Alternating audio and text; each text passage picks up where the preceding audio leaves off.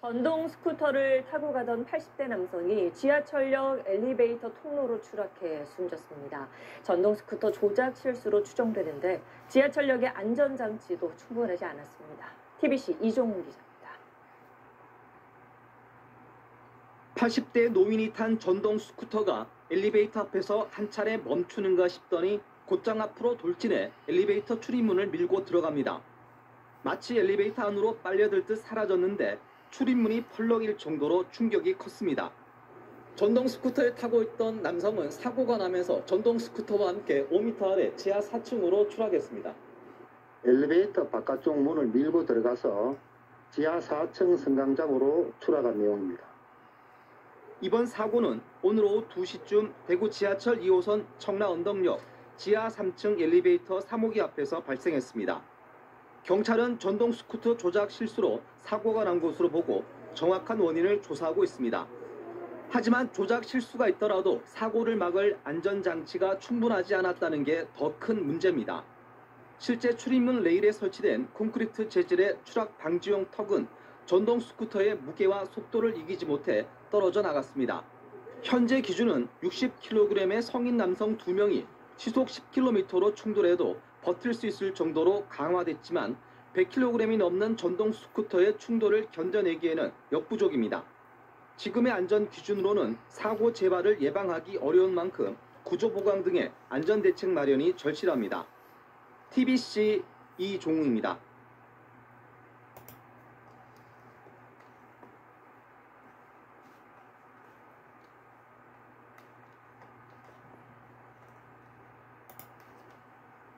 며칠째 여러 번 수리를 한 엘리베이터를 탔던 주민이 아파트 통로로 추락해서 숨졌습니다.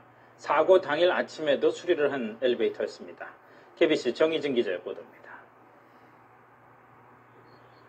어젯밤 8시 반쯤 광주 북구의 한 아파트 지하 1층 엘리베이터 통로에서 48살 정모 씨가 숨진 채 발견됐습니다. 제 방에 들어갔었거든요. 근데 거기서 으아 하는 비명소리 들리고 쿵 소리 들렸어요. 엘리베이터 고장이 원인이었습니다. CCTV 분석 결과 정 씨는 12층에서 문이 열리자 내리려고 했지만 갑자기 엘리베이터가 멈추지 않고 계속 올라가면서 중심을 잃고 통로 아래로 떨어졌습니다. 문이 열려. 자연스럽게 되게 하지 않았지. 근데 엘리베이터 계속 올라가고 있어. 문이 열렸는데 이 사람이 발길이 꺼지니까 밑에 떨어진 거죠. 사고가 난 엘리베이터는 이미 4월 전부터 고장으로 여러 번 수리업체가 다녀갔습니다. 어제 오전에도 수리업체가 한 차례 점검을 하고 돌아갔습니다. 고장이 나서 또 좀 왔다 갔다 하는 소리 제가 들었습니다. 경찰은 엘리베이터를 제어하는 브레이크 등에 문제가 있는 것으로 보고 정확한 사고 원인을 조사하고 있습니다. 승강기 안전관리원에 따르면 지난해 2,552건의 엘리베이터 안전사고가 발생하면서 130명이 다치거나 숨졌습니다. KBC 정희진입니다.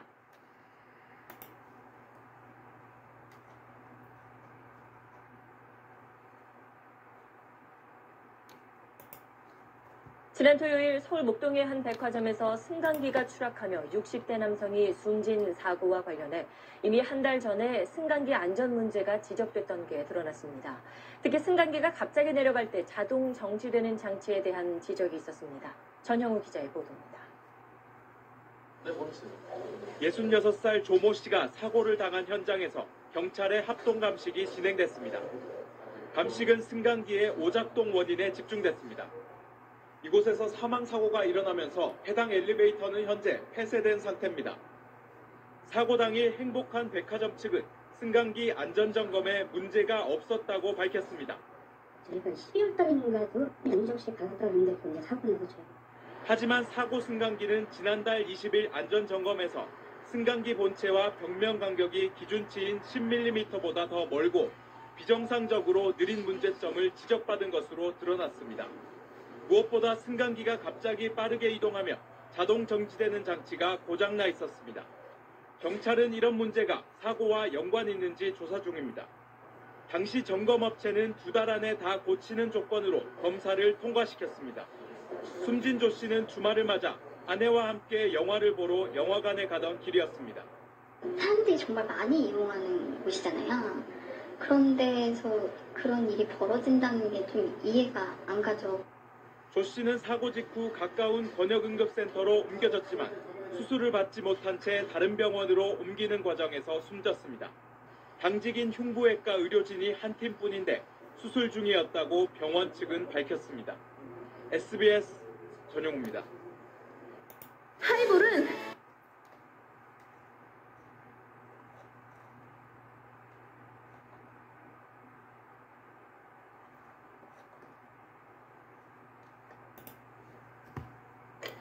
왜 이렇게 피곤하지? 진짜 너무 피곤하네. 너무 피곤해. 3시엔 찐 힘드니까 하루 두 알 100% 홍삼의 힘으로 스마일의 3PM 찐생 홍삼.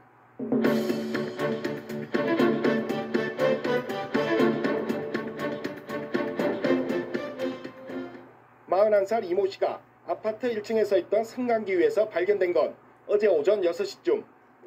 비명을 듣고 달려간 경비원이 발견해 119에 신고했습니다. 바람 소리가 나는데 위에서 나는지 밑에서 나는지 어디서 나는 거 확실히 그게 안 되잖아요. 내가 엘리베이터 타고 올라가 보니까 위에서는 소리가 안 나더라고요. 이 씨는 아파트 9층에서 승강기 문을 열려다 발을 헛디뎌 1층에 서 있던 승강기 위에 떨어진 겁니다. 술에 취한 이 씨는 승강기 문을 발로 차 부수고 억지로 문을 열려다 추락한 겁니다. 승강기 통로로 20m 정도를 추락했지만 다행히 갈비뼈 골절과 무릎 등에 찰과상만 입었습니다. 추락할 걸로 보이는데 저희도 의아한 생각인데 환자가 생명에는 이상이 없고 골절 부분만 다쳤다는 거에 대해 가지고 조금 의아하게 생각한. 술에 취해 남의 집을 자신의 집으로 착각한 이 씨는 현관문을 두드려도 열어주지 않자 화가 나 승강기 문을 부순 것으로 추정됩니다. 이 씨의 황당한 행동 때문에 아파트 승강기 운행이 멈추면서 5층 아파트에 사는 주민들은 온종일 계단을 오르내려야 하는 불편을 겪었습니다.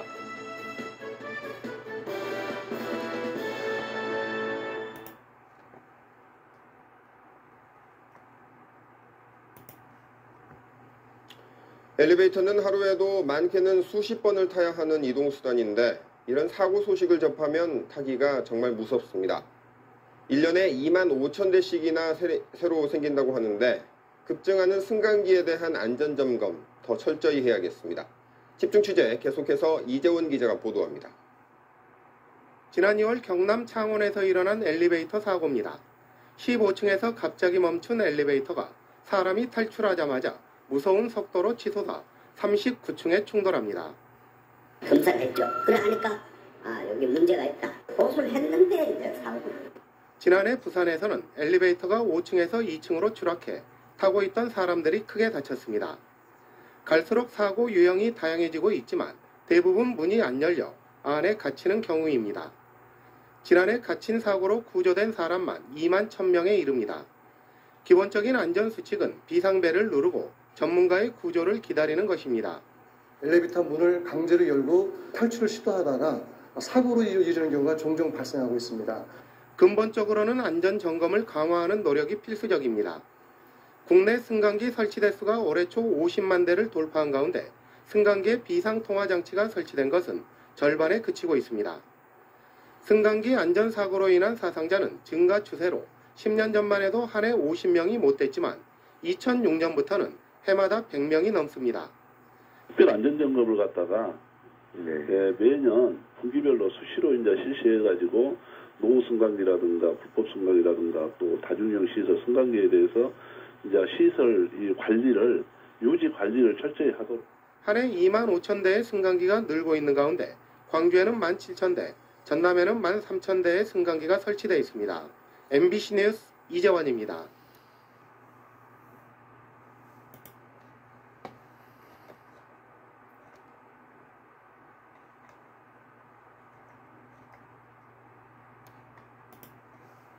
승강기 문이 열리거나 밀리면서 사람이 추락하는 사고가 잇따르고 있습니다. 정부가 2008년에 승강기 문의 안전 기준을 마련했습니다만 그 이전에 설치된 승강기가 많아서 문제입니다.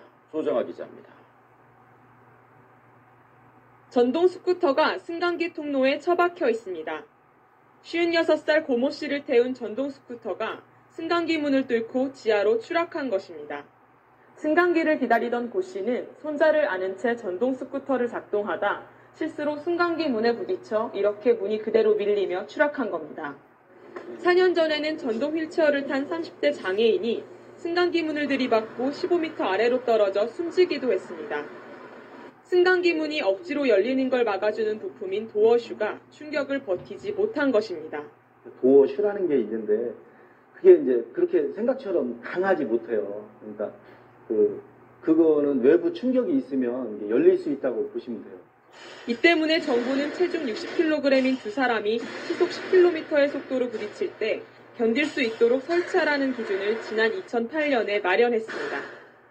그러나 전국 승강기 40만여 대 가운데 90% 정도가 2008년 이전에 설치돼 안전기준이 적용되지 않았습니다. 저희 기준보다 물론 더 강한 기준으로 충격이 가해진다면 그런 부분들은 생길 수는 있겠죠. 기존에 설치된 승강기에 대해서도 안전기준을 적용할 수 있는 방안 마련이 시급합니다. KBS 뉴스 조정합니다.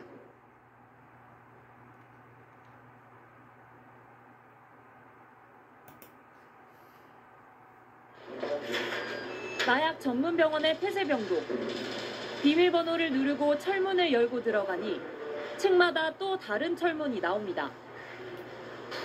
직원이 사용하고 있는 키로 열어야지만 들어갈 수가 있습니다. 전국에서 입원 환자를 가장 많이 치료하는 곳으로 지금도 50여 명이 입원해 있습니다. 약물 환자 특성상 감정 기복이 심하고 갑자기 폭력성을 띨 수도 있어 긴장을 늦출 수 없습니다. 안경 부러지는 일은 허다하고요. 손톱으로 이렇게 살점이 뜯겨서 사실 흉터 남은 보호자님들도 많아요. 간호사실을 포함해 각종 약품과 진료 기록이 있는 방들은 항상 잠금 상태를 유지해야 합니다. 키로만 열 수가 있고요. 왜요? 들을 수가 있잖아요. 그래서 이게 지금 현재 다 소음이 차단이 좀 되어 있고요. 일반 병원에서는 하지 않을 환자 소지품 검사를 수시로 해야 하고 소변 검사도 더 자주 하다 보니 실랑이를 피할 수 없습니다. 이날도 갑자기 외출했던 환자를 데려가는 의료진. 외출 나갔다 오신 분이었던 것 같고요. 아니면 외출이나 외래 진료를 다녀오셔도 사실은 다시 한번 소지품 검사를 합니다. 약물을 반입하진 않았는지 확인하는 필수 절차인데 예민한 반응이 돌아옵니다. 가뜩이나 경무인데다 최근 마약 투약 환자가 크게 늘다 보니 지난 2달간 전체 간호사의 4분의 1인 15명이 일을 그만뒀고 현재는 2교대 근무로 겨우 병동을 유지하고 있습니다. 피로도가 너무 높다 보니까 번아웃 되고 그냥 다 퇴사해버리고 이래서 많이 얻어맞고 욕 듣고 협박받고 도저히 못하겠다고 들들들들 볶이는데 그러면 인력과 시설이 환자 수 증가를 감당할 수 없는 한계 상황. 마약 치료 현장의 현실입니다. SBS 여영규입니다.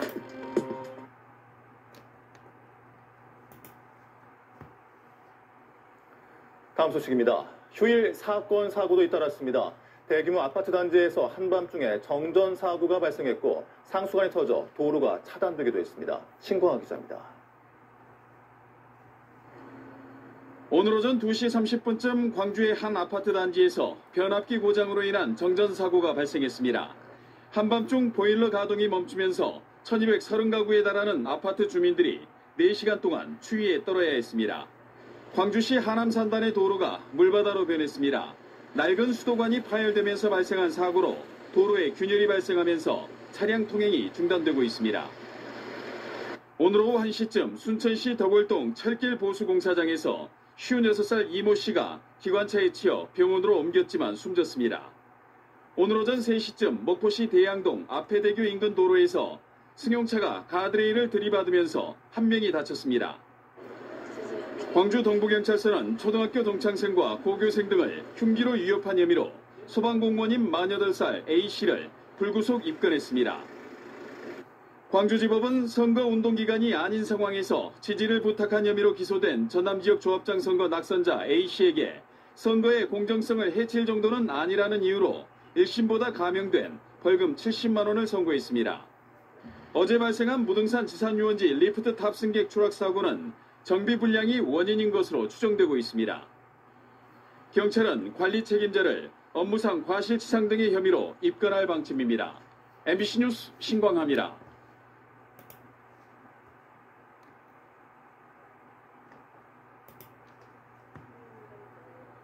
주행 중인 차량 앞쪽에서 나무가 쓰러지며 불빛이 번쩍입니다. 사고가 난 덤프트럭은 형체를 알아보기 힘들 정도입니다. 아수라장이 된 사고 현장에서 소방대원들의 구조 작업도 다급하게 이루어집니다. 사고가 난 건 오늘 오후 4시 반쯤. 속도를 줄이지 못한 덤프트럭이 차량 한 대를 들이받은 뒤 반대편 차선에서 신호 대기 중이던 오토바이와 차량을 잇따라 들이받고 전신주와 충돌했습니다. 내리막길이 아주 심하거든요, 거기가. 내려오다가 브레이크가 고장났는지 역주행을 해버린 거예요. 이 사고로 60대 오토바이 운전자 등 2명이 숨졌고 20대 덤프트럭 운전자 등 2명이 다쳐 병원으로 후송됐습니다. 경찰은 내리막길을 내려오던 덤프트럭에 브레이크가 파열돼 사고가 난 것으로 추정하고 있습니다. 전신주까지 부러지면서 이 일대 860가구에 정전이 발생하기도 했습니다. 경찰은 덤프트럭 운전자와 목격자들을 상대로 정확한 사고 경위를 조사하는 한편 사고가 난 덤프트럭에 대해서도 정밀 감식을 벌일 예정입니다. JIBS 김동훈입니다.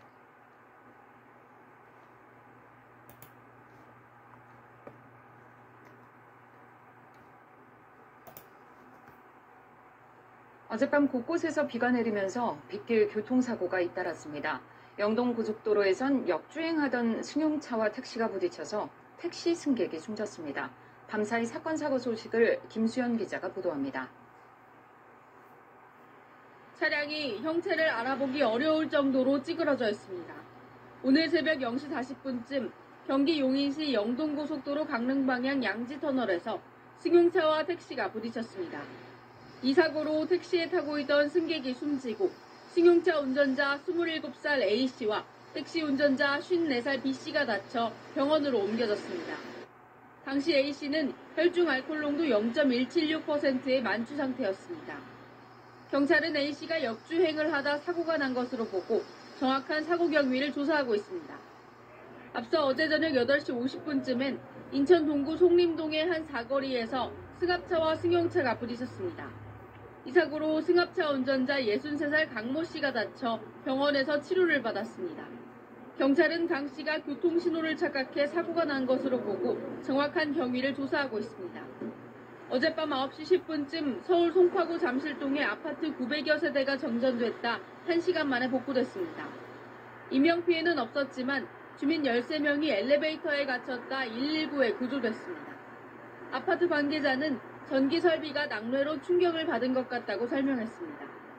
아파트 측은 오늘 날이 밝는 대로 한전등 전문기관과 합동 정밀조사를 할 계획입니다. KBS 뉴스 김수연입니다.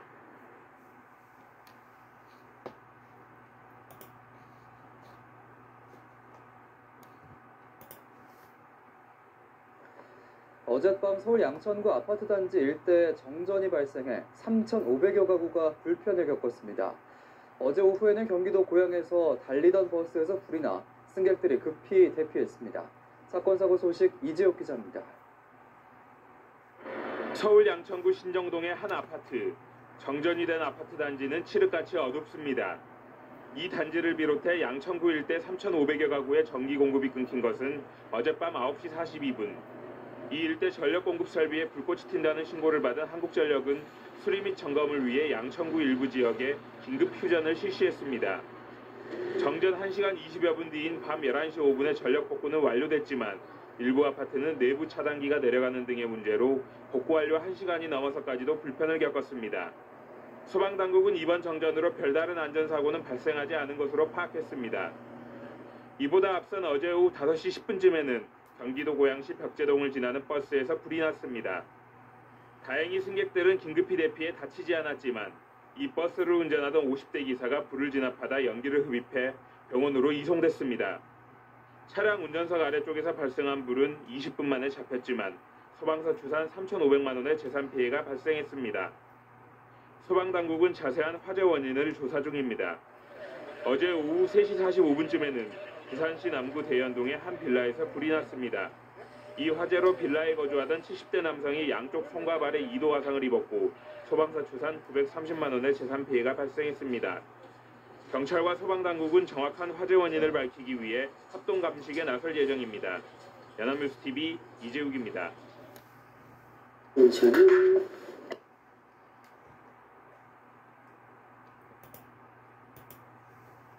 When two greats come together, magic happens. Ice cold Guinness meets cold brew coffee. 수도권 곳곳에선 밤사이 비 피해가 속출했습니다.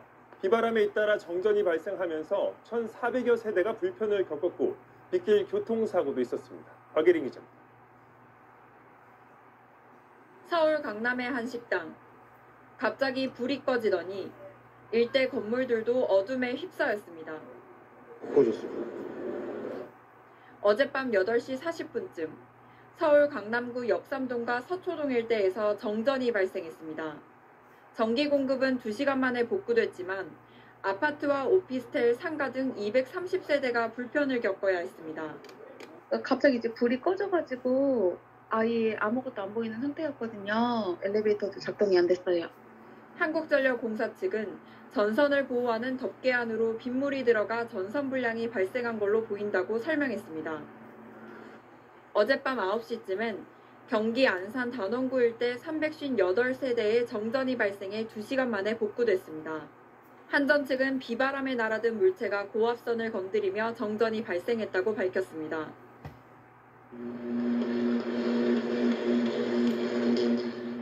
번쩍이는 성광과 굉음이 여러 번 이어집니다. 어젯밤 9시 10분쯤 서울 은평구 대조동 일대 847세대에서도 정전이 발생했습니다. 일대에 정전이 된 주택가 현장에 나와 있는데 옆을 보면 창문에 전혀 빛이 들어오지 않고 신호등도 작동이 되지 않고 있습니다. 지금도 내가 이제 나오면서 이거 들고 나왔는데 요즘에 전기 없으면은 뭐 아무것도 못 하는데 답답하죠 진짜. 한전 측은 4시간 동안 걸친 복구 작업 끝에 전력을 다시 공급했고 빗물이 정전에 영향을 준 건 아닌지 조사하고 있습니다. 빗길 교통사고도 났습니다. 오늘 새벽 서울 강서구 올림픽대로 가양대교 근처에서 빗길에 트럭이 미끄러지면서 트럭 3대가 충돌해 운전자 2명이 다쳤습니다. SBS 박예린입니다.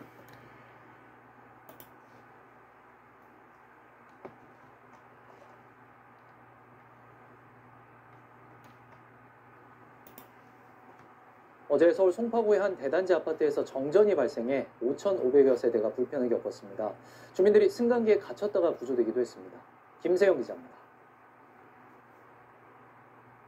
아파트 단지 일대가 암흑으로 뒤덮였습니다.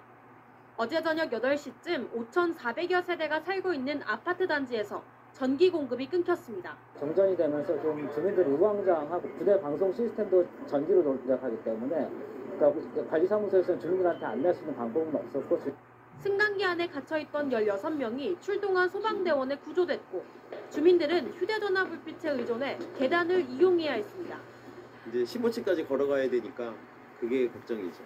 그리고 오늘 밤에 뭐 엄청 춥다는데 지금 어떻게 자야 되나 그것도 걱정이고. 소방당국과 한국전력은 아파트 자체 전기 설비에서 문제가 생긴 걸로 보고 있습니다. 전기실 메인 배터리가 파손이 됐는데요. 파손된 원인이 노후화일 것이라고 추정하고 있습니다. 정전은 2시간 반 만에 복구됐지만 주민들의 반발은 밤 늦게까지 이어졌습니다. 하고 나서 우리를 교체한다고 그러면 교체를 뭔가를 상황이 조금만 있으면 교체한다는 판단인데 여기다가 그냥 있다가 터지니까 문제가 교체한다고 차량에서 불길이 치솟고 그 위로는 시커먼 연기가 끊임없이 뿜어져 나옵니다. 어제 저녁 6시 40분쯤 서해안 고속도로 대천 나들목 근처에서 화물차와 승용차 등 차량 4대가 잇따라 추돌했습니다. 고장으로 멈춰있던 1톤 화물차와 뒤따라오던 승용차 한 대가 먼저 부딪혔고 그 뒤에서 달려오던 5톤 화물차와 승용차 한 대가 추가로 들이받은 겁니다. 이 사고로 1톤 화물차 운전자가 숨지고 승용차 한 대가 모두 탔습니다. MBC 뉴스 김세영입니다.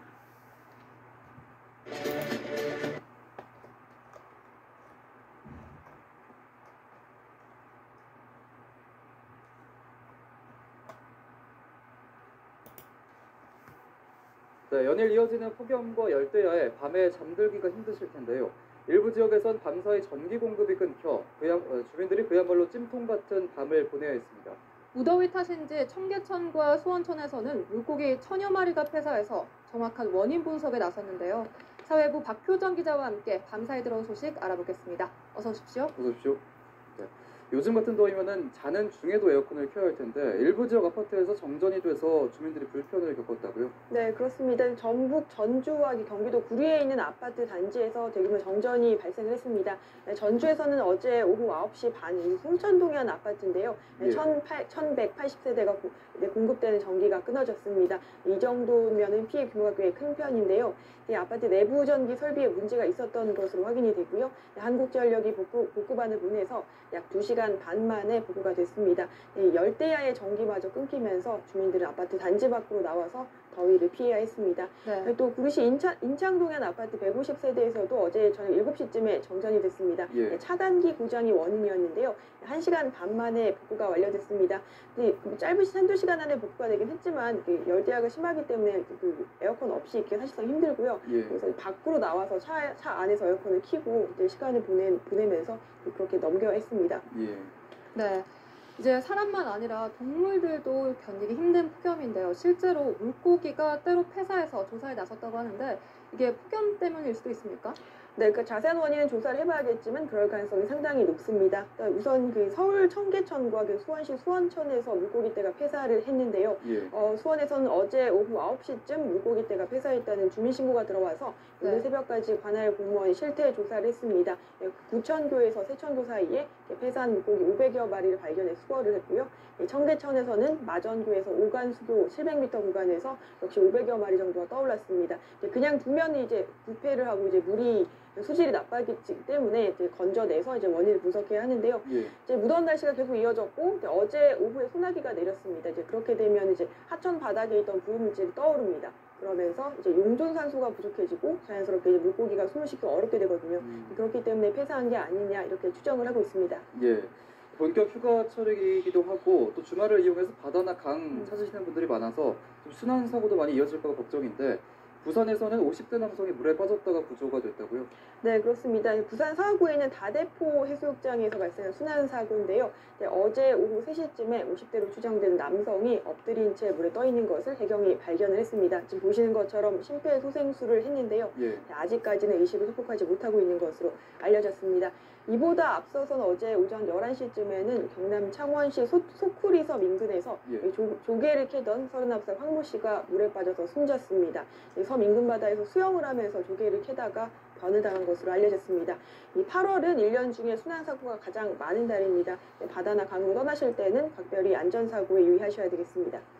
네, 바다 한가운데서 보트에서 불이 붙은 아찔한 사고도 있었다고 하는데요. 어떤 소식입니까? 네, 어제 오후부터 알려지면서 본격적으로 보도를 해드렸는데요. 이것도 화면을 보시면 예. 네, 지금 보시는 것처럼 바다 한가운데 보트가 떠있고 불이 활활 타오르고 있습니다. 굉장히 아찔한 순간인데요. 해경이 물을 계속 뿌리고 있고요. 어떻게 대피하기도 굉장히 힘든 상황입니다. 예. 어제 경기도 화성의 이파도 부근입니다. 어제 오전 8시쯤이고요. 3톤급 레저용 보트에 갑자기 불이 붙었습니다. 일가족 5명이 구조가 됐는데 네. 42살 김모 씨 부부와 딸 등 4명이 얼굴에 화상을 입었습니다. 경찰 조사에 따르면 보트 위에서 라면을 끓여 먹으려고 휴대용 가스버너를 켜는 순간에 펑 하는 소리와 함께 불이 붙었다고 합니다. 예. 폭염 때문에 가스가 과열됐을 가능성이 있는데요. 정확한 원인은 조사를 해봐야지 알 것 같습니다. 예. 화재 소식도 들어와 있습니다. 대구 아파트 화재로 주민들이 대피를 했고 경기도 평택에서는 컨테이너에서 불이 났다고 하는데 정확한 피해 규모를 좀 설명해 주시죠. 네, 다행히 두 사건 모두 큰 인명피해는 없었습니다. 어젯밤 11시 반쯤에 대구 북구의 한 아파트 8층에서 불이 났습니다. 연기를 마신 2명이 병원으로 옮겨져서 치료를 받았고요. 주민 수십 명이 한밤중에 긴급 대피했습니다. 불은 아파트 내부 13제곱미터를 태운 뒤에 10여 분 만에 꺼졌습니다. 부산의 한 여자중학교에서도 밤사이 불이 났는데요. 어젯밤 9시쯤 부산 진구의 모 여자중학교 행정실에서 불이 났습니다. 예. 다행히 일과 시간 이후에 학교가 빈 상태여서 인명피해는 없었습니다. 집기류를 태우고 한 20여 분 만에 다행히 화재가 진압이 됐습니다. 예. 네, 밤사이 사건 사고 소식 박효정 기자와 함께 알아봤습니다. 박 기자 감사합니다. 고맙습니다.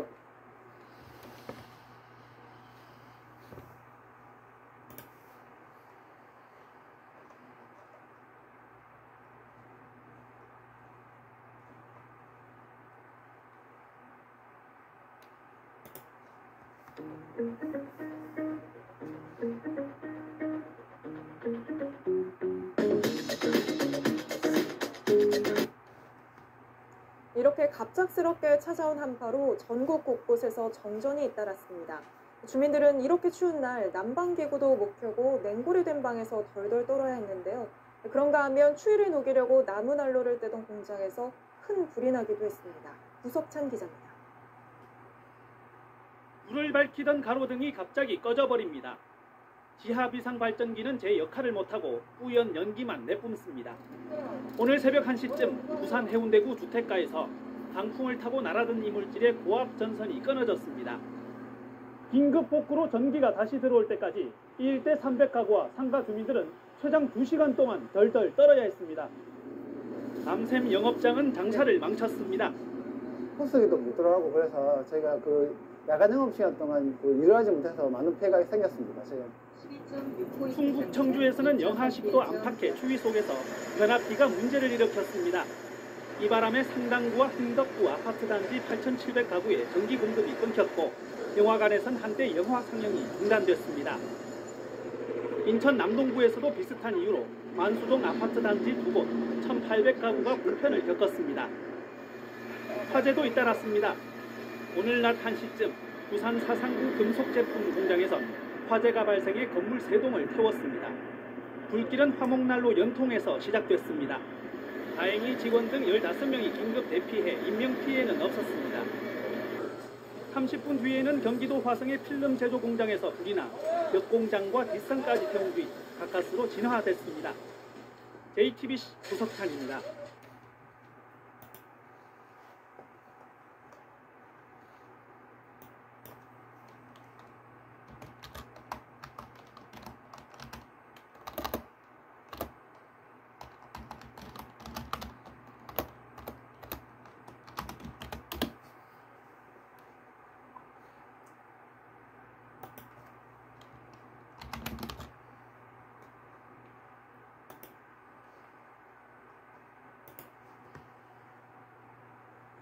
네, 이번 태풍 차놈이 몰고 온 비와 강풍으로 인해서 크고 작은 사고가 잇따랐습니다.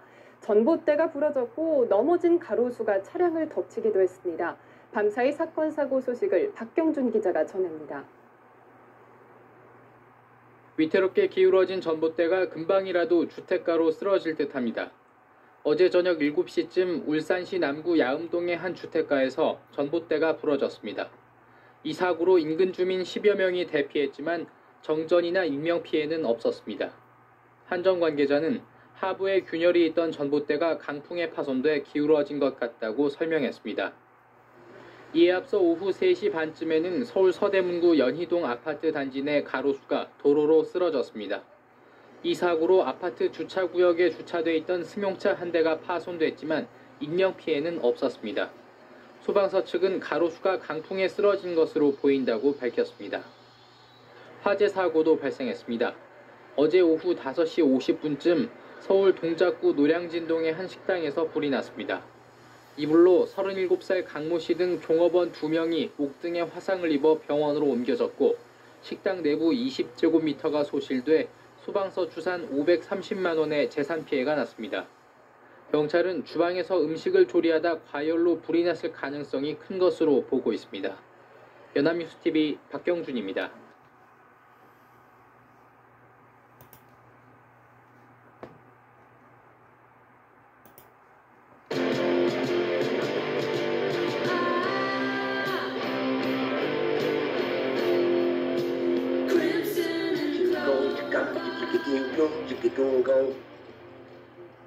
센터레.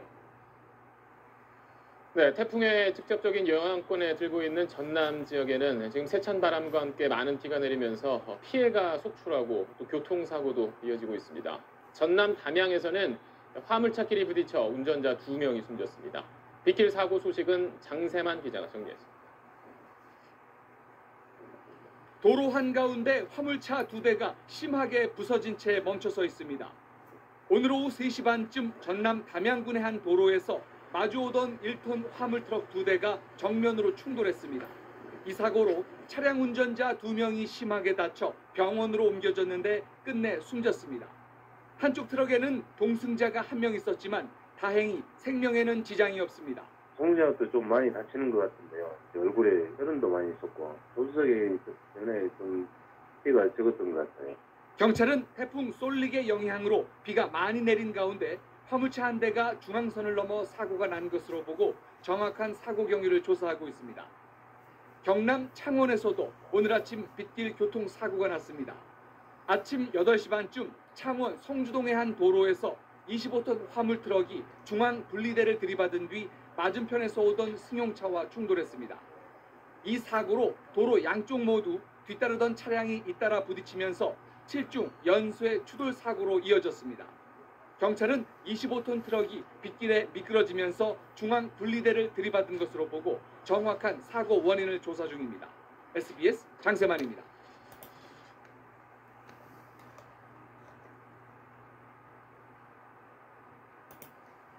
제9호 태풍 마이삭이 우리나라를 향해 북상하고 있습니다. 마이삭은 한반도를 관통하는 올해 첫 태풍이 될 전망인데요. 역대 최악의 태풍이었던 매미와 경로가 비슷한 데다 위력도 지난주에 왔던 태풍 바비보다 강할 것으로 예상됩니다. 정진욱 기자가 보도합니다. 일본 오키나와 남쪽 먼바다에서 거대한 소용돌이가 바다를 휘젓고 있습니다. 9호 태풍 마이삭입니다. 30도 넘는 고수온 해역을 지나며 중심 기압 965헥토파스칼의 강한 태풍으로 발달했는데 중심에서는 시속 133km의 폭풍이 몰아치고 있습니다. 마이삭은 북서쪽으로 방향을 틀었다가 다시 방향을 꺾어 한반도로 북동진할 것으로 보입니다. 지금 예상대로라면 화요일인 1일 새벽 일본 오키나와 서쪽 바다를 지난 뒤 수요일엔 제주 동쪽 바다를 건너고 목요일 새벽 1시쯤 경남 남해안에 상륙했다가 경상도를 관통해 동해안으로 빠져나갈 전망입니다. 마이삭은 특히 2003년 역대 최악의 피해를 낳았던 매미와 비슷한 경로를 보이고 있습니다. 당시 매미도 경남 남해안으로 상륙한 뒤 내륙을 관통하며 130여 명의 인명피해를 냈는데 상륙 시점의 풍속은 마이삭이 시속 144km로 매미보다 빨라 철저한 대비가 필요합니다. 또 비 피해는 거의 없었던 8호 태풍 바비와 달리 마이삭은 많은 비구름까지 동반해 침수 피해도 우려됩니다. 태풍의 세력을 강화시키는 모습이며 제주도와 경남 해안 그리고 강원 동해안을 중심으로는 태풍에 동반된 많은 양의 수증기가 유입되면서 비의 양이 많아질 가능성이 있습니다. 기상청은 마이삭의 진로는 아직 유동적이지만 일단 화요일부터 제주와 전남을 시작으로 전국이 태풍의 영향권에 들겠다고 예보했습니다. MBC 뉴스 정준희입니다.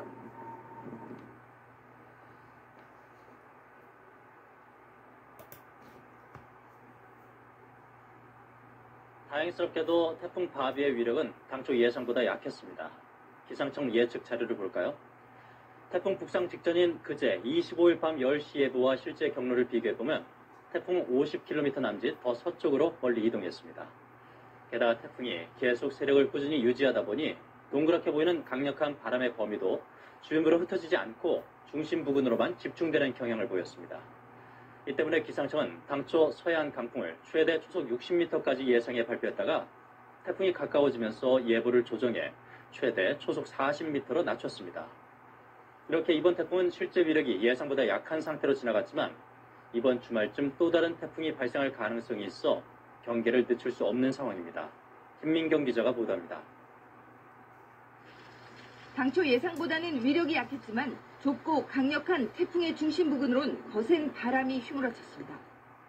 태풍이 북상하는 동안 흑산도 초속 47.4m, 인천 옹진 초속 41.2m 등 서해 섬 지역으론 초속 40m 이상 강풍이 기록됐습니다. 태풍 바비는 서해상으로 진입할 때까지 강한 세력을 유지한 채 곧장 북상했습니다. 태풍은 오늘 새벽 5시 반쯤 북한 황해도에 상륙했고 오후 3시쯤 열대 저압부로 약화됐습니다. 태풍 바비는 물러났지만 태풍 발생 구역에선 또다시 심상치 않은 구름대가 포착됐습니다. 필리핀 동쪽으로 약 1000여 킬로미터 떨어진 해상에 보이는 거대한 구름대는 오늘 오후 3시 태풍이 되기 전 단계인 열대 저압부로 발달했습니다. 유럽과 미국의 예측 모델에 따르면 이 열대 저압부는 태풍으로 발생할 가능성이 큰 걸로 예측됐습니다. 특히 유럽 중기예보센터 모델은 이번 토요일쯤 9호 태풍 마이삭으로 발생해 다음 주 수요일쯤 한반도로 향할 가능성이 큰 걸로 보고 있습니다. 이후 다음 주 후반엔 또 다른 태풍이 연이어 발생할 가능성까지 나왔습니다. 지금 태풍 발생 후에서 한반도까지 태풍의 길이 열렸다고 보시면 됩니다. 태풍 발생도 활발해졌고 일단 발생한 이후에는 주변 기압기 배치상 한반도 방향으로 올라올 가능성이 커 보입니다. 기상청은 태풍으로 발생할지 여부는 내일쯤 알 수 있다며 이후 상세한 진로와 강도 분석이 가능할 것으로 보고 있습니다. KBS 뉴스 김민경입니다.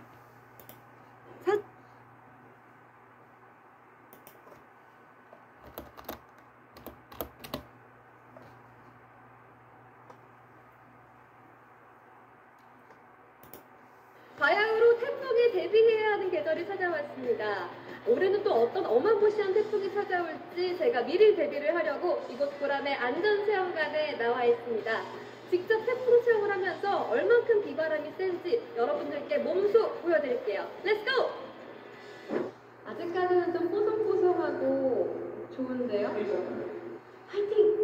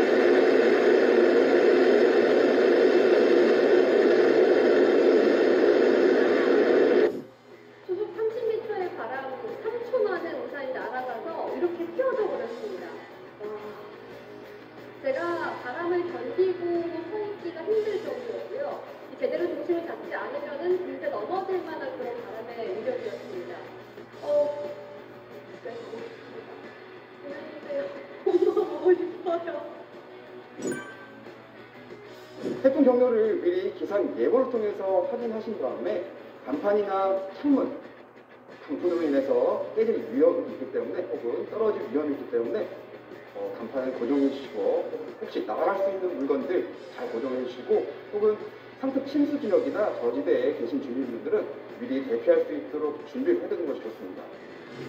직접 경험한 이 태풍 그 위력이 어마어마했습니다. 이 강한 비바람과 함께 제 정신과 혼이 멀리 날아가는 느낌이었는데요.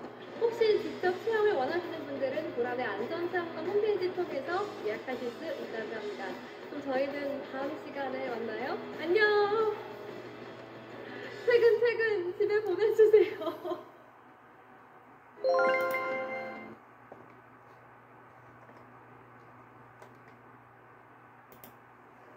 지구온난화 등의 여파로 올해는 때이른 폭염은 물론이고요. 그 어느 해보다 태풍과 집중호우에 따른 피해가 우려된다는 기상예보가 잇따르고 있습니다. 비상에 걸린 정부와 지자체는 극한 상황을 가정한 대책을 강구하고 있습니다. 강창구 기자입니다. 갑자기 내린 폭우로 차량 100여 대가 침수됐습니다.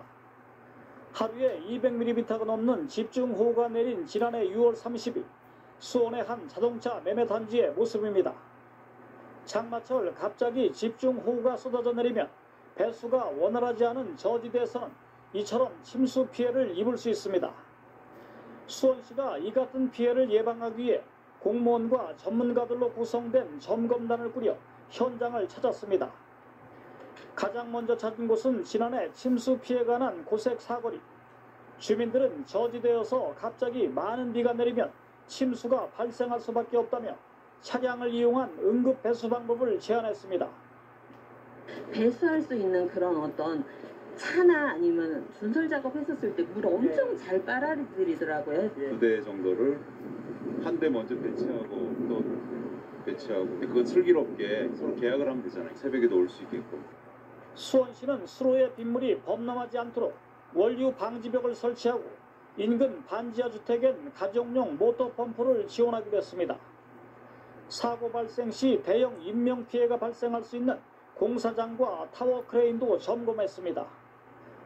체크리스트를 만들어 체크를 해두면 실제 그런 상황이 발생됐을 때 응급 조치가 바로 이루어질 수 있기 때문에 현장 점검단은 이재민 구호를 위한 임시 주거 시설과 재구호 물품이 적절히 관리되고 있는지도 꼼꼼히 살펴봤습니다. 연합뉴스TV 강창구입니다. 전 세계 바닷물 온도가 역대 최고치를 기록하면서 장마 장기화와 또 대형 태풍에 대한 우려가 커지고 있는데요. 해안가 지역은 선박 관리와 해양 사고에 더 각별한 주의가 필요합니다. 현장 취재 기자 연결합니다. 오선열 기자.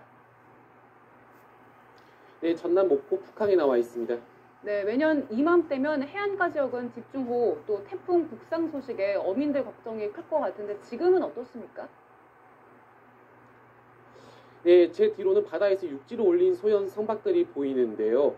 이 올해 장마와 태풍 내습을 앞두고 안전 상태를 확인하기 위해 점검하는 배들입니다.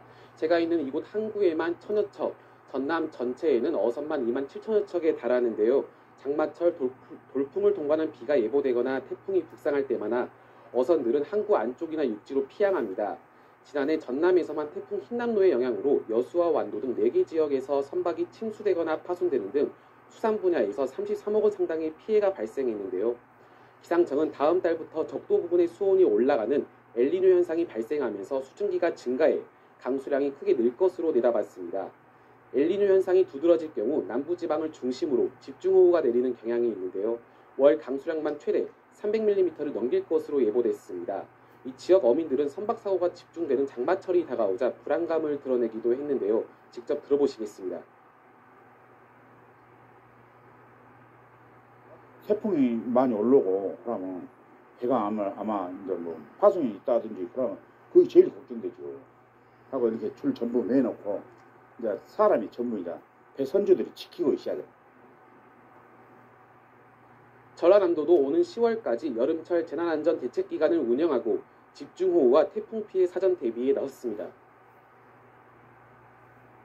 해수면 온도도 계속 상승하면서 올해는 강력한 태풍에 상륙할 거다 이런 가능성이 전망되고 있는데 선박 사고 줄이기 위해서 어떻게 해야 합니까? 네, 최근 10년 동안 우리나라에 영향을 준 태풍은 연평균 4건입니다. 하지만 최근 5년으로 좁혀보면 연평균 4.8건으로 증가 추세에 있는데요. 이 해안가 지역은 비바람의 직격탄을 맞기 때문에 선박 관리에 철저한 준비가 필요합니다.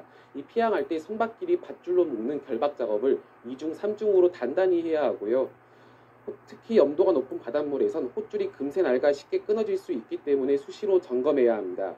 또 오랜 기간 방치된 선박들도 미리 옮겨두고 바람이 날려 피해를 줄 수 있는 그물이나 어부들도 미리 대비해야 합니다.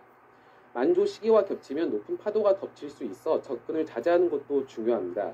해양경찰도 장마와 태풍 내습 시기에 맞춰 본격적인 구조 대응 태세에 돌입했습니다. 항포구 및 해안가 순찰 활동을 강화하는 한편 취약, 폐역, 위해 요소 사전 차단 등 해양사고 예방에 만전을 기하고 있습니다. 태풍 등 기상 위험 상황 시 해안가, 저지대, 방파제 출입을 자제해 주시기 바랍니다.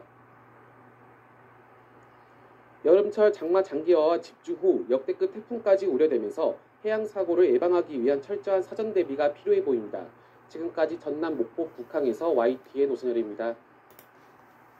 이거 먹더니 이제 10분 넘게 달려요. 정말 단단해져서 올해는 전 세계 해수면 온도가 관측 이래 최고치를 기록하면서 집중호우와 함께 매우 강한 태풍이 상륙할 가능성도 있는데요. 해안가 지역은 선박과 해양 사고에 각별한 주의가 필요합니다. 오선열 기자의 보도입니다. 거센 비바람이 덮친 목포 앞바다. 1200톤급 대형 해상 크레인이 바다를 표류합니다. 부둣과에 묶여 있었지만 밧줄이 끊기면서 무인도까지 떠밀려간 겁니다. 전남 서남해안은 매년 여름철 집중호우와 태풍으로 크고 작은 선박 사고가 잇따랐습니다. 태풍이 많이 올라오고 그러면 배가 아마 이제 뭐 파손이 있다든지 그러면 그게 제일 걱정되죠. 하고 이렇게 줄 전부 매놓고 이제 사람이 전문이다. 배 선주들이 지키고 있어야 됩니다. 올해 세계 평균 해수면 온도는 20.9도로 역대 최고치를 기록하고 엘니뇨까지 더해지면서 긴 장마와 강한 태풍이 예상됩니다. 최근 10년 동안 우리나라에 영향을 미친 태풍은 평균 4건에서 5년 평균 4.8건으로 증가 추세입니다. 비바람의 영향을 가장 크게 받는 해안가 지역은 만조 시기와 겹치면 폭풍해일까지 발생할 수 있는 만큼 선박을 단단히 동여매는 등 안전관리에 신경 써야 합니다. 염도가 높은 바닷물에는 헛줄이 금세 낡아 쉽게 끊어질 수 있기 때문에 수시로 점검하는 것도 필수입니다. 또 오랜 기간 방치된 선박을 미리 파악해 대비하고 사고를 유발할 수 있는 그물과 어부들도 안전한 곳으로 옮겨야 합니다. 해양경찰도 장마와 태풍 내습 시기에 맞춰 구조 대응 태세 유지와 순찰 활동을 대폭 강화했습니다. 해양 종사자께서는 실시간 기상 정보 확인과 함께 선박 및 관련 시설물에 대한 안전 점검 등 피해 예방에 힘써주시고 태풍 등 기상 위험 상황 시 해안가, 저지대, 방파제 출입을 자제해 주시기 바랍니다. 기후변화로 더 범람하는 자연재해, 미리 알고 대응하면 소중한 목숨도 지키고 재산 피해도 줄일 수 있습니다. YTN 오선열입니다. 올해 전 세계 바닷물 온도가 상승하면서 장마철 집중호우에 대한 우려도 커지고 있는데요. 해안가 지역은 선박 관리와 해양 사고에 더욱 각별한 주의가 필요합니다. 취재기자 연결합니다. 오선열 기자. 네, 전남 목포 북항에 나와 있습니다. 네, 사실상 모레부터 이제 장마가 시작이 되는데요. 매년 이맘때면 집중호우, 태풍 소식에 어미들 걱정이 크시죠? 네, 제 뒤로는 바다에서 육지로 올린 소형 선박들이 있습니다. 이 올 여름 장마와 태풍 내습을 앞두고 안전 상태를 확인하기 위해 점검하는 배들인데요. 제가 있는 이곳 항구에만 1000여 척, 전남 전체로는 2만 7천여 척의 어선이 있습니다. 이 장마철 돌풍을 동반한 비가 예보되거나 태풍이 북상할 때마다 어선들은 항구 안쪽이나 육지로 피항합니다. 지난해 전남에서만 태풍 흰남노의 영향으로 여수와 완도 등 4개 지역에서 선박이 침수되거나 파손되는 등 수산 분야에서 33억 원 상당의 피해가 발생했는데요. 기상청은 다음 달부터 적도 부근의 수온이 올라가는 엘니뇨 현상이 발생하면서 수증기가 증가해 강수량이 크게 늘 것으로 내다봤습니다. 엘니뇨 현상이 두드러질 경우 남부지방을 중심으로 집중호우가 내리는 경향이 있는데요. 월 강수량만 최대 300mm가 넘길 것으로 예보됐습니다. 지역 어민들은 선박 사고가 집중되는 장마철이 다가오자 불안감을 드러내기도 했는데요. 직접 들어보시겠습니다. 태풍이 많이 올라오고 그러면 배가 아마 이제 뭐 파손이 있다든지 그러면 그게 제일 걱정되죠. 하고 이렇게 줄 전부 매놓고 이제 사람이 전문이다. 배 선주들이 지키고 있어야 됩니다. 전라남도도 오는 10월까지 여름철 재난안전대책기간을 운영하고 집중호우와 태풍 피해 사전 대비에 나섰습니다. 해수면 온도도 계속 상승하면서 올해는 강력한 태풍이 상륙할 가능성도 있는데요. 선박사고 줄이기 위해서 어떻게 하는 게 좋겠습니까? 네, 최근 10년 동안 우리나라에 영향을 미친 태풍은 연평균 4건입니다. 하지만 최근 5년으로 좁혀보면 4.8건으로 증가 추세에 있는데요. 해안가 지역은 비바람의 직격탄을 맞기 때문에 선박 관리에 철저한 준비가 필요합니다. 피항할 때 선박끼리 밧줄로 묶는 결박 작업을 2중, 3중으로 단단히 해야 하고요. 특히 염도가 높은 바닷물에선 콧줄이 금세 낡아 쉽게 끊길 수 있기 때문에 수시로 점검해야 합니다. 또 오랜 기간 방치된 선박들도 미리 옮겨두고 바람에 날려 피해를 줄 수 있는 그물이나 어구들도 미리 대비해야 합니다. 만조 시기와 겹치면 높은 파도가 덮칠 수 있어 접근을 자제하는 것도 중요합니다. 해양경찰도 장마와 태풍 내습 시기에 맞춰 본격적인 구조 대응 태세에 돌입했습니다. 항포구 및 해안가 순찰 활동을 강화하는 한편 취약, 해역, 위해 요소 사전 차단 등 해양사고 예방에 만전을 기하고 있습니다.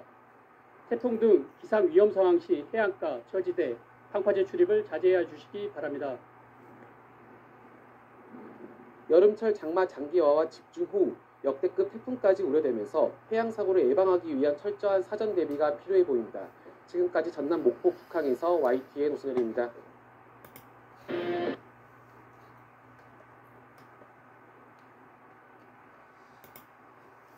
우리 집 화장실입니다.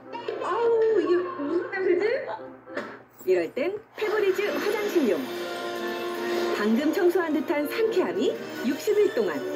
여러분도 페브리즈 화장실용. 온난화에 엘니뇨까지 겹치면서 역대급 위력의 태풍이 올 수도 있다는 분석이 나왔습니다. 자, 시기는 8월 이후부터 초가을까지로 예상됐습니다. 정혜용 기자가 보도합니다. 2호 태풍 마와르가 초강력 태풍으로 발달한 모습입니다. 거대한 구름 가운데 태풍의 눈이 뚜렷하게 보일 정도입니다. 태평양 고수온 해역을 태풍이 지나며 강력하게 발달했기 때문입니다. 그런데 앞으로 이런 괴물급 태풍이 더 많이 발생할 가능성이 큽니다. 온난화에 엘니뇨가 겹치면서 적도 부근 태평양 수온이 크게 치솟고 있기 때문입니다. 고수온 해역을 지나며 태풍이 강력하게 발달할 충분한 조건이 마련되는 겁니다. 이전보다도 더 강한 태풍의 기록을 갱신할 가능성이 높은 그러한 구조입니다. 올해가 엘니뇨 시기인데다가 온난한 시기라고 치면 개수면에 있어서는 보통일 가능성이 높아집니다. 하지만 강도면에 있어서는 배가 되는 유형입니다. 태풍이 우리나라 부근까지 북상해 영향을 주는 시기는 장마 뒤 8월부터 초가을까지.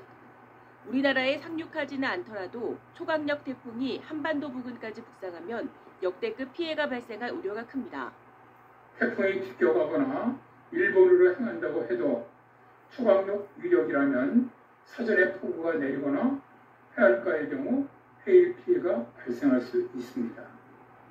엘니뇨의 발달로 여름철 장마와 게릴라 호우에 이어 역대급 태풍까지 우려되면서 철저한 사전 재난 대비가 필요해 보입니다. YTN 정혜윤입니다.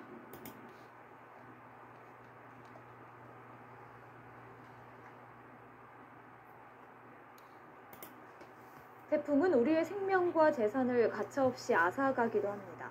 역대급 태풍이 우리나라에 어떤 피해를 남겼는지 김정호 기자가 되돌아봤습니다. 태풍의 이름을 붙이기 시작한 2차 대전 이후 우리나라에서 가장 많은 목숨을 앗아간 것은 사라였습니다. 1959년 9월 15일부터 나흘 동안 모두 849명이 숨지거나 실종됐습니다.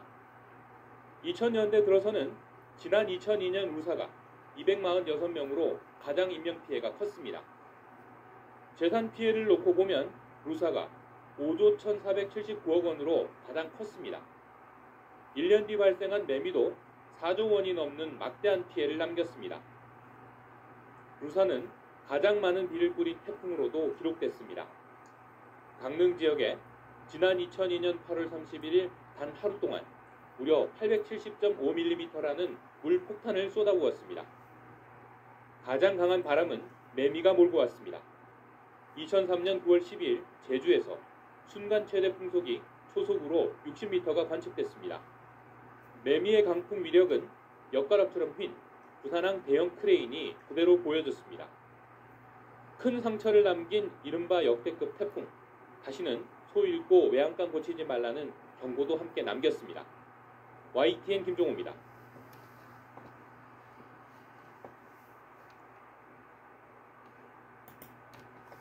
네, YTN은 장마철을 앞두고 수해 위험 지역을 찾아 점검하는 기획 보도를 이어가고 있습니다. 올해는 전 세계 해수면 온도가 관측 이래 최고치를 기록하면서 집중호우와 함께 매우 강한 태풍이 상륙할 가능성도 있는데요. 해안가 지역은 선박과 해양 사고에 각별한 주의가 필요합니다. 오선열 기자입니다. 거센 비바람이 덮친 목포 앞바다. 1200톤급 대형 해상 크레인이 바다를 표류합니다. 구둣바에 묶여 있었지만 밧줄이 끊기면서 무인도까지 떠밀려간 겁니다. 전남 서남해안은 매년 여름철 집중호우와 태풍으로 크고 작은 선박 사고가 잇따랐습니다. 태풍이 많이 올라오고 그러면 배가 아마 이제 뭐 파손이 있다든지 그러면 그게 제일 걱정되죠. 하고 이렇게 줄 전부 매놓고 이제 사람이 전문이다. 배 선주들이 지키고 있어야 됩니다. 올해 세계 평균 해수면 온도는 20.9도로 역대 최고치를 기록하고 엘니뇨까지 더해지면서 긴 장마와 강한 태풍이 예상됩니다. 최근 10년 동안 우리나라에 영향을 미친 태풍은 평균 4건에서 5년 평균 4.8건으로 증가 추세입니다. 비바람의 영향을 가장 크게 받는 해안가 지역은 만조 시기와 겹치면 폭풍 해일까지 발생할 수 있는 만큼 선박을 단단히 동여매는 등 안전 관리에 신경 써야 합니다. 염도가 높은 바닷물에는 홀줄이 금세 낡아 쉽게 끊어질 수 있기 때문에 수시로 점검하는 것도 필수입니다. 또 오랜 기간 방치된 선박을 미리 파악해 대비하고 사고를 유발할 수 있는 그물과 어부들도 안전한 곳으로 옮겨야 합니다. 해양경찰도 장마와 태풍 내습 시기에 맞춰 구조 대응 태세 유지와 순찰 활동을 대폭 강화했습니다. 해양 종사자께서는 실시간 기상 정보 확인과 함께 선박 및 관련 시설물에 대한 안전 점검 등 피해 예방에 힘써주시고 태풍 등 기상 위험 상황 시 해안가, 저지대, 항파제 출입을 자제해 주시기 바랍니다. 기후변화로 더 범람하는 자연재해, 미리 알고 대응하면 소중한 목숨도 지키고 재산 피해도 줄일 수 있습니다. YTN 오순열입니다.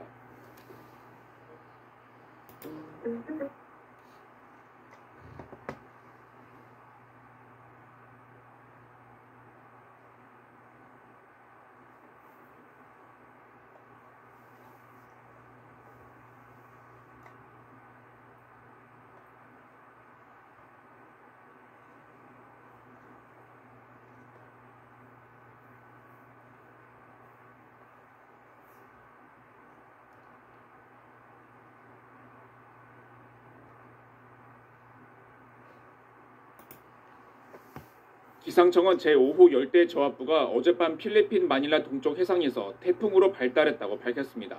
3호 태풍 구촐입니다. 구촐은 미크로네시아 연방에서 제출한 이름으로 향신료를 뜻합니다. 오늘 새벽 3시 기준 구촐은 필리핀 마닐라 동쪽 약 1480km 부근 해상을 지나고 있습니다. 중심 기압은 996헥토파스칼, 최대 풍속은 초속 20m로 태풍 강도는 중입니다. 태풍 예상 진로를 보면 일단 며칠간 타이완 방향으로 북서진할 것으로 보이는데 그러다 10일 무렵 북동쪽으로 방향을 틀어 일본 요토를 향할 것으로 보입니다. 12일 새벽에는 일본 오키나와 동남동쪽 약 510km 부근까지 접근할 것으로 현재까지 예상됩니다. 구촐은 북쪽으로 올라오며 세력을 더 키울 것으로 보입니다. 현재 중급이지만 오는 9일에는 최대 풍속 초속 35m로 강으로 발달한 뒤 세력을 유지하며 북상할 것으로 예상됩니다. 아직까지는 한반도가 아닌 일본을 향할 것으로 예측되지만 태풍 경로가 유동적이어서 안심할 수는 없습니다. 한편 괌에 큰 피해를 남긴 2호 태풍 마와르는 지난 3일 일본 도쿄 남쪽 바다에서 소멸됐습니다. KBS 뉴스 이세중입니다.